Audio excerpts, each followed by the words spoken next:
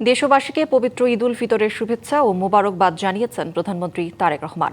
এক বাণীতে প্রধানমন্ত্রী বলেন, রমজানের শিক্ষা ব্যক্তি, পরিবার, সমাজ ও রাষ্ট্রজীবনে প্রতিফলিত করাই ঈদের প্রকৃত তাৎপর্য।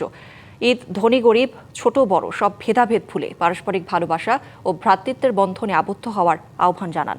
এমন খুশির দিনে সমাজের অসহায়, দরিদ্র ও সুবিধাবঞ্চিত মানুষের পাশে দাঁড়ানোর আহ্বান জানিয়ে প্রধানমন্ত্রী বলেন, সবার সঙ্গে ঈদের আনন্দ ভাগাভাগি করে নিতে হবে।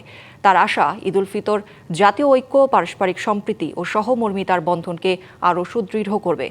দেশ ও জাতিকে শান্তি, অগ্রগতি ও সমৃদ্ধির পথে এগিয়ে নিতে মুসলিম উম্মার প্রতি আহ্বান জানান প্রধানমন্ত্রী তারেক রহমান।